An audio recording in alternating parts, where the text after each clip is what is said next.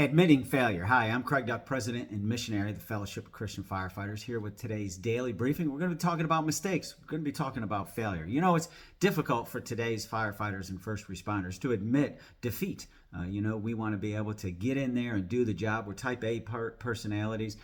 We want to be able to take that chaos and return it back to some sort of sense of normalcy. But, occasionally there'll be mistakes. In fact, more than occasionally on every fire, right? We just talked about the other day how there's no perfect fire. And so, we're going to make mistakes. It's what you do with that after the fact. I mean, we should be able to admit our failures. We should be able to take ownership of that. We should be able to learn from our mistakes and be able to grow as a firefighters. But that doesn't always happen.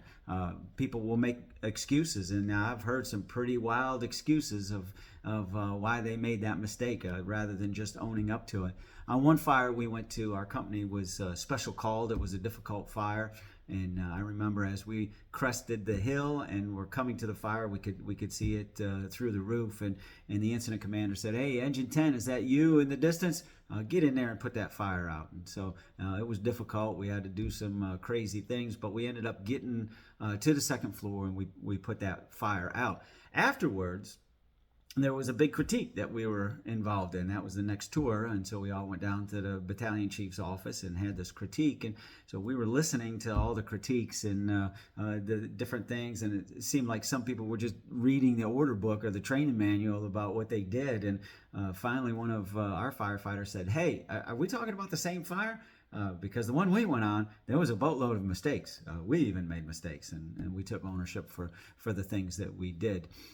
Proverbs 28:13 says, "Whoever conceals his transgressions will not prosper, but he who confesses and forsakes them will obtain mercy." And the Bible is very clear about our actions. We are responsible for everything that we say and do. We shouldn't try to hide the things that we do. There's no way that we can do it. We serve a all-knowing, which is called omniscient, and an all-powerful, which is called omnipotent God. He knows everything. He knows what you do, even before you do it. And so it is foolish for us to be able to try to conceal that from Him. For those of us who desire to obtain mercy, it is far better that we confess our failures, learn from our mistakes, and then try to move on and try to grow in our faith. And so that is the most important thing.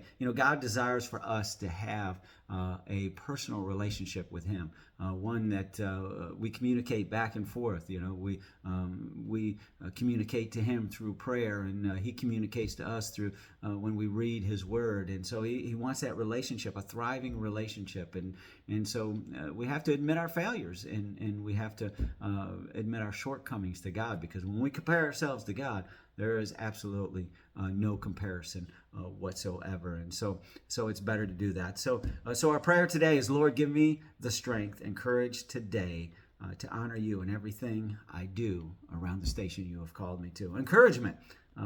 Encouraging one another is a biblical truth. All right, thanks for watching. May God continue to bless you as you daily walk with Him. Go ahead and like our video if you do, and subscribe to our channel if you have not. Go ahead and share this with folks so that they can receive a blessing from God as well, and we can have a revival within the fire service. All right, goodbye now.